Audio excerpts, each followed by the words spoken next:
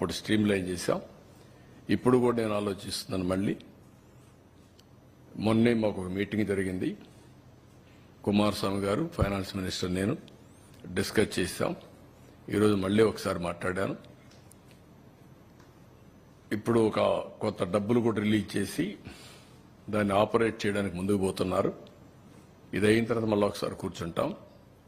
Employees కూడా ఒకటే చెప్తున్నా, అక్కడ ట్రేడ్ యూనియన్ లీడర్స్ కూడా ఒకటే చెప్తున్నా, మనం ప్రాపర్ మేనేజ్మెంట్ పెట్టుకోకుండా ప్రాజెక్ట్ని రివైవ్ చేయకుండా కష్టపడేదైనా ఉంటే technical problems, logistic problems, administrative problems ఉంటే అవన్నీ సార్ట్అవుట్ చేసుకొని బెస్ట్ మేనేజ్మెంట్ పెట్టుకొని శాశ్వతంగా దాని లాభాల బాట పట్టించాల్సిన బాధ్యత ఉంది. ప్రైవేట్ స్టీల్ ప్లాంట్స్ అన్ని బాగుండి one of the best steel plant ఆ పరిస్థితి రావడానికి కారణం అక్కడే మేనేజ్మెంట్ ఆలోచించుకోవాలి, అక్కడే స్టాఫ్ ఆలోచించుకోవాలి, అందరం ఆలోచించుకోవాలి. నేను కూడా దాని మీద శ్రద్ధ పెడతా. కానీ అండేవాడు కూడా గుర్తుపెట్టుకోవాల్సింది, మనం ఏదో చారిటీ కింద వేల కోట్ల రూపాయల నష్టం వస్తే ఎవరో ఒకరు బెయిల్అవుట్ చేస్తారనుకుంటే మాత్రం తాత్కాలికం. దానికంటే మనం కష్టపడదాం, మన తెలివితేటలు ఉపయోగిద్దాం, దాన్ని రివైవ్ చేద్దాం. పర్మనెంట్గా ఆంధ్రుల హక్కు, విశాఖ ఉక్కు అనే స్లోగన్ని నిజం చేయాలంటే మీలో కూడా మార్పు రావాలి. అందరం కలిసి పనిచేసి దాన్ని పటిష్టంగా ముందుకు తీసుకుపోయే బాధ్యత మనందరిపైన ఉంది. రాష్ట్రానికే ఒక పెద్ద ఫ్యాక్టరీ, రాష్ట్రానికే ఒక సెంటిమెంట్ ఇష్యూ. అది అట్లని చెప్పి ప్రతిరోజు సెంటిమెంట్ అంటా కూర్చుంటే మనకు కూడా సహకరించేవాళ్ళు కూడా ఉండరు. ఈ విషయం ఒక్కసారి రెండుసార్లు పర్లేదు, కానీ అనునిత్యం ఇదే మాట్లాడు కూడా కరెక్ట్ కాదు. ఈ విషయం కూడా అక్కడే పెద్దలు ఎవరైతే మాట్లాడుతున్నారో అలాంటి వాళ్ళందరూ గుర్తుపెట్టుకోవాలి. దాన్ని స్ట్రీమ్ లైన్ చేస్తాం, టోటల్గా స్ట్రీమ్ లైన్ చేసి ఎట్టి పరిస్థితుల్లో ప్రైవేటైజ్ చేయకుండా మనం కాపాడుకోవడానికి సర్వ విధాల ప్రయత్నం చేస్తాం.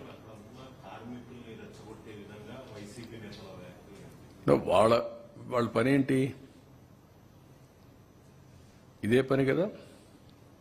ఎక్కడ చూసినా శవాల్ని మంటేసి చలిగాల్చుకుంటారు. అది వాళ్ళ నేచర్, అది ఆ పార్టీ నేచరే. అది 5 ఏళ్ళు ఎప్పుడన్నా మాట్లాడారా? ప్రైవేటైజ్ చేయడానికి పోతే కూడా ఒకసారైనా మాట్లాడారా? నేను ఆ రోజు పిలిచాను కదా, రావయ్య ఢిల్లీ పోదాం, నీకు తోడుగా నేనుంటా, పోదామంటే స్పందించారా? అలాంటి వాళ్ళు మాట్లాడడం ఏంటి? బుద్ధి జ్ఞానం ఉండాలి కదా వీళ్ళకు. అంటే ఏమి చెప్పినా నమ్మేస్తారు ప్రజలు అనుకుంటున్నారు వీళ్ళు. ఆ రోజులు అయిపోయినాయి. వ్యక్తిత్వం, విశ్వసనీయత లేని వ్యక్తులు ఏం చెప్పినా నమ్మరు. మొన్నటి వరకు మీరు మభ్యపెట్టారు. మభ్యపెట్టిన దానివల్ల ప్రజల్లో ఏదో చెప్తున్నారు అనుకున్నారు. ఒక్కసారి అన్నారు, ఒకసారి చూశారు, ఏం జరిగింది కూడా అర్థం చేసుకున్నారు. మళ్లీ ప్రజలు నమ్మే పరిస్థితులు లేరు. ఆ విషయం వీళ్ళు గుర్తుపెట్టుకోవాలి. విశాఖపట్నం స్టీల్ ప్లాంట్ని ఒక బాధ్యతతో ఏ విధంగా కాపాడుకోవాలో కాపాడుకుంటాం. No second thoughts. You've had several meetings with Mr. Kumaraswamy and Nirmala Sitharaman regarding the Visakhapatnam steel plant. It was one of the projects that had been sent to you in your manifesto as well. How has the centre so far been reciprocative on these plans going forward? What I'm saying, they are doing their best. Who has saved that project? First time Vajpayee. He has given money. He has saved the project at that time. Today also they are releasing some money. They are protecting. So these people are talking all political statements. That is not correct approach. It is our responsibility how to protect, how to progress that unit. That is important. We'll work it out. Sir, medical కాలేజీల విషయంలో కూడా మీరు వచ్చి 100 days కూడా complete కాలేదు. అంటే last government లో తీసుకొచ్చిన మెడికల్ కాలేజీలు ఆగిపోతున్నాయి. తర్వాత మెడికల్ సీట్స్ అన్ని ఆయన ఇచ్చిన జీవో ఒకసారి చదువుకోమని. ఆయన ఒక జీవో ఇచ్చాడు. ఆయన ముఖాన్ని తగిలిస్తా రాష్ట్రాన్ని తిప్పేదానికి. ఆ జీవో పెట్టి ముఖంలో తగిలిస్తే ఆ జీవోని కాకుండా ఏం అమలు చేసావో చెప్పాలంటే పని. నేను స్ట్రైట్ కోసం అడుగుతున్నా. ఆయన బాడీకి గట్టేసి తిప్పుతాం ఆ జీవోని. ఏ జీవో ఇచ్చాడో మీరే చదువుకోండి ఒకసారి పేపర్లో. మీరు కూడా చదివితే మీకు కూడా ఒక ఐడియా వస్తుంది. అప్పుడు నేను చెప్తాను. ఇలాంటి నేరస్తులకి నేను చెప్పేది ఏంటంటే, బాబాయిని చంపి నారాసుర రక్త చరిత్ర పెట్టేసి తప్పించుకోవాలని ప్రయత్నం చేస్తే అన్నిటిని జరగవు. ఎన్ని తప్పుడు పనులన్నీ చేసి వేరే వాళ్ళ మీద దోసేయాలనుకుంటే జరగవు. ఆ రోజులు అయిపోయినాయి. చెవికి కట్టి చూపిస్తాను ఊరంతా తిప్పి పిచ్చి పిచ్చిగా అనుకుంటున్నా ఏం చేసావో అన్నీ కూడా అంత ఈజీగా ఆలోచించద్దండి. నోటుకొచ్చేట్టు మాట్లాడడం. నిన్న ఏం చేశారో అది మర్చిపోయి ఈరోజు దాని మీద వాళ్ళు విమర్శించే పరిస్థితికి వచ్చారు. ఆ జీవో ఒకసారి చదవ, నేను చెప్పను, చెప్తే మీకు రహస్యం పోతుంది, సీక్రెట్ పోతుంది. You read that. What issued the GO in private colleges, you read that, then మాట్లాడదాం. పబ్లిక్ లోకి పర్టికులర్ గా ప్రభుత్వం మీద ఒక నెగిటివ్ ప్రచారం తీసుకెళ్లే ప్రయత్నం నేను కాదా, నువ్వు చదువయ్యా, చదువు. నేనని కదా సార్, అంటే ప్రభుత్వం పైన మీరు కష్టకాలంలో క్రైసిస్ నుంచి నేనేమంటానంటే అంత ఇరిటేట్ అయిపోవాల్సిన పనిలే వీళ్ళ గురించి. ఇరిటేట్ అయిపోతే వచ్చేది కూడా ఏం లేదు. వీళ్ళు చెల్లని కాసులు ఇవే చేస్తారు. నేరస్తులు ఏమంటారు, ఇదే చేస్తూ ఉంటారు. మీరు గుర్తుపెట్టుకోవాల్సింది, ప్రజాహితం కోసం కొంతమంది పనిచేస్తే ప్రజలకు ద్రోహం చేయడానికి కొంతమంది పనిచేస్తూ ఉంటారు. ఇప్పుడు కాదు, కలియుగంలో కాదు, త్రేతాయుగంలో కూడా చూసాం, ద్వాపరయుగంలో కూడా చూసాం. ఆ రోజు కూడా యజ్ఞాలు చేసేవాళ్ళు రాజులు, రాక్షసులు వచ్చి చెడగొట్టేవాళ్ళు. రాక్షసుల మీద పోరాడుతూ యజ్ఞాలు చేసే పరిస్థితి ఇప్పుడంతే. It is a continuous process, will fight it out. Thank you. బాగుందా? కాదు, నా బాధ్యత అది. వాళ్ళందరినీ నిలబెట్టి ముందు తీసుకెళ్ళాలి. ఏమా యా, నేను నా లైఫ్లో ఏంటంటే ఒక నమ్మకం. ఇప్పటికే 300 కోట్ల రూపాయలు ప్రజలు కాంట్రిబ్యూట్ చేశారు సీఎం రిలీఫ్కి. ఈ ఇష్యూలో 300 crores ఇప్పటికి, ఇంకా వస్తుంది 300 ఇప్పటికి, ఇంకా ఒక 150-100 వస్తుంది. That is the confidence on this government for public. బంగారపు గాజులు సైతం ఇచ్చిన పరిస్థితి కాదు సార్. బంగారపు గాజులు కూడా ఇచ్చారు. గాజులు ఇచ్చేసిపోయారు. సిపిఎం భారతి గారు అయితే బంగారు గాజులు ఇచ్చేసి వెళ్ళింది. ఒక స్పిరిట్గా తీసేసుకున్నారు. ఇది మా సొంత పని అనేది తీసేసుకున్నారు. చిన్నపిల్లలు వస్తున్నారు, వాళ్ళంతా కిడ్డీ బ్యాంక్ తీసుకొని ఎత్తుకొచ్చి ఆ పాకెట్ మనీ అంతా ఇచ్చేసి వెళ్ళిపోతున్నారు. నేను అడుగుతున్నా, ఏమో మీకు ఏంటంటే మాకు ఆనందంగా ఉంది ఇది ఇవ్వడం అనేది. ఏమా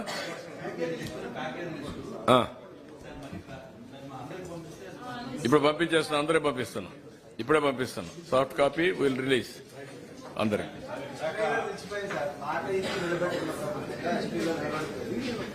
No, I am for public. You are going to see. Every action will be only towards public.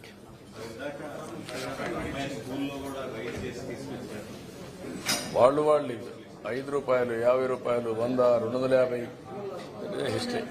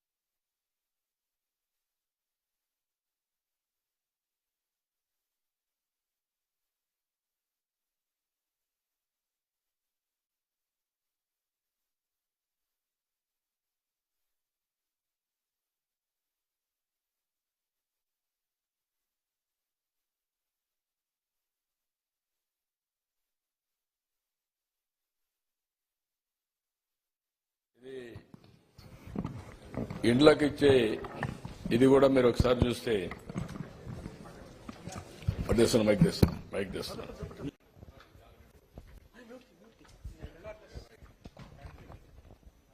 అన్ని విధాలుగా ఇబ్బంది పడి మేము వచ్చిందే రేపు 20వ తారీఖు 100 రోజులు అవుతుంది.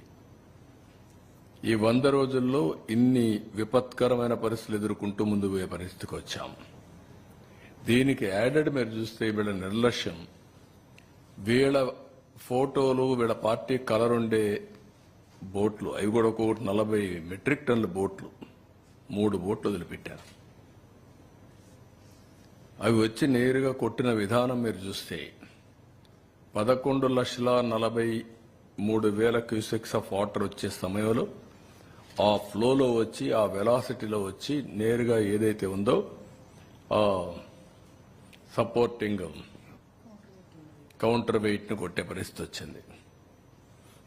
దాంతో కౌంటర్ వెయిట్ ఇరిగిపోయే పరిస్థితి వచ్చాయి 2. మొన్నటి వరకు అవన్నీ రిపేర్లు చేశాం. అవి తీయడానికి ఎంత కష్టపడ్డారో మీరు చూశారు. రాష్ట్రంలో ఉండే గజ ఈతగాళ్లందరూ వచ్చి, అనుభవం ఉండేవాళ్ళు వచ్చి తీయలేని పరిస్థితి, అంత వెయిట్ ఉన్నాయి నీళ్లు తగ్గిన తర్వాత. ఇవన్నీ కలిసి మేమందరం కూడా, నేను కానీ, మా మంత్రివర్గం కానీ, మా ఆఫీసర్లు కానీ 10 days ఎప్పటికప్పుడు మేము పర్యవేక్షించాం. ముందు రోజు కూడా పర్యవేక్షించాం. నేను టెలికాన్ఫరెన్స్ ముందు రోజు పెట్టాను. మార్నింగ్, మధ్యాహ్నం, సాయంత్రం రివ్యూ చేసుకుంటూనే ఉన్నాం. మీరు ఎప్పుడు కూడా ఒక క్రైసిస్ వస్తే నేను చాలా అప్రమత్తంగా ఉంటాను. ఎక్కడ నిర్లక్ష్యం ఉండదు. అలాంటి అన్ని చేస్తే వచ్చిన వారసత్వ సమస్యల్లో మేమే ఆశ్చర్యపోయేట్టుగా పనులు వచ్చే పరిస్థితి వచ్చాయి. ఎవ్రీడే నేను అదే చెప్తూ వచ్చాను. Series of white papers publicise చేశాను ఇప్పటికే. అదే సమయంలో ఇక్కడికి వచ్చే పరిస్థితికి వచ్చాం.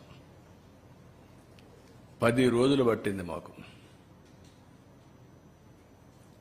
ఒక్కొక్క మంత్రి, రామానాయుడు అక్కడే ఉన్నాడు, నారాయణ గారు ఆడ తిరిగారు. ఆల్ మినిస్టర్స్ ఒక్కొక్కరు ఒక్కొక్క వార్డులో పెట్టుకుని, హోమ్ మినిస్టర్ గారు, డిజాస్టర్ మినిస్టర్ ఒక పక్క ఈ పనులు చూసుకుంటూ, ఒక పక్కన స్టేట్ అంతా కూడా వరదల్ని సమీక్ష చేసే పరిస్థితికి వచ్చారు. ఇన్ని ప్రయత్నాలు చేస్తే కూడా 10 days మళ్లీ మామూలు స్థితి తీసుకొచ్చే పరిస్థితికి వచ్చాం. అదే గాని అలాంటి దుర్మార్గమైన ప్రభుత్వం ఉంటే ఇంకొక 6 నెలలు కూడా ఆ పక్క కూడా పోయే పరిస్థితి ఉండేది కాదు. తర్వాత అకౌంట్స్ అన్ని మ్యానిపులేట్ చేసేశారు. నేను చెప్పాను మీ అందరికీ. సిఏజీ ఆడిటింగ్ కూడా కాలేదు దేనికి. సెంట్రల్ గవర్నమెంట్ ఇచ్చిన డబ్బులకు యూసీలు కూడా ఇవ్వలేదు. కడాన గవర్నమెంట్ ఆఫ్ ఇండియా ఇచ్చిన డబ్బులను డైవర్ట్ చేసేశారు. పోలవరానికి ఇచ్చిన డబ్బులు డైవర్ట్ చేసేశారు. నేనున్నప్పుడు పోలవరాన్ని నేను డబ్బులు పెట్టాను, వీళ్ళు రివర్స్ చేశారు. అమరావతికి డబ్బులు వద్దని చెప్పారు. ఇలాంటివి ఈవెన్ సైట్ ఇవ్వలేకుండా రైల్వే జోన్ నిలిచిపోయే పరిస్థితికి వచ్చింది. ఇప్పుడు క్లియర్ చేశాం. మేము 100 రోజుల్లో చేయగలిగితే ఇన్ని రోజులు ఎందుకు చేయలేకపోయారు? 5 ఏళ్లు మీరు. అంటే ఎంత నిర్లక్ష్యం ఉందో మీరు చూసుకోవాల్సిన అవసరం ఉంది. ఏది ఒక్కొక్క ఐటమ్ని స్ట్రీమ్ లైన్ చేసి ఒక్క పంచాయతీరాజ్లో 990 కోట్ల రూపాయలు బకాయిలు డైవర్ట్ చేస్తే ఫైనాన్స్ కమిషన్ డబ్బుల్ని 990 కోట్లు ఇచ్చి కష్టకాలంలో 1100 కోట్లు మళ్ళా తీసుకొచ్చాం. ఈ ఒక్క డిపార్ట్మెంట్ కదా, అన్ని డిపార్ట్మెంట్ ఇదే పరిస్థితి. 1650 కోట్ల రూపాయలు ధాన్యం ఇచ్చిన రైతులకు బకాయిలుంటే అవి చెల్లించే పరిస్థితికి వచ్చాం. 10,50,000 కోట్ల రూపాయల అప్పు, 1,00,000 కోట్ల రూపాయలు బిల్లు పే చేయాలి. ఇప్పుడు ఇక్కడికి వస్తే ఎంత నిర్లక్ష్యం అంటే 2,000 కోట్ల రూపాయలు అకౌంట్లో చూపిస్తున్నారు. 9 ఏళ్లలో ఖర్చు పెట్టేశారు. ఖర్చు పెట్టిన డబ్బుల్ని అకౌంట్ కూడా రాయలేని అసమర్థ ప్రభుత్వం. దొంగ లెక్కలు మాత్రం రాసుకున్నారు. నేను ఇంకా హార్ష్గా చెప్పాలంటే డిజాస్టర్ మేనేజ్మెంట్కి కెలామిటీ ఫండ్లో 2,000 కోట్ల రూపాయలు చూపిస్తుంది. 9,000 కోట్ల రూపాయలు 6 ఏళ్లలో వస్తే 6 ఏళ్లలో 9,000 కోట్లు అయిపోయింది. ఖర్చు పెట్టిన డబ్బుల్ని అకౌంట్లో చూపిలేదు. ఇప్పుడు దానికి మళ్ళా నేను సిఏజీకి రాస్తున్నాను, ఇది ఇప్పుడు పలానప్పుడు ఈ డబ్బులు పెట్టామని రాయమని ఈ లెటర్ ఒకటి సెంట్రల్ గవర్నమెంట్కి రాస్తున్నా. మళ్ళా నేను మా దగ్గర డబ్బులు లేవు, దుర్మార్గుడు చేసిపోయిన పనులన్నీ సరిదిద్దడానికి మా పని సరిపోతా ఉంది, ఆ పాపాల్లో ఈ పాపం కూడా ఉంది,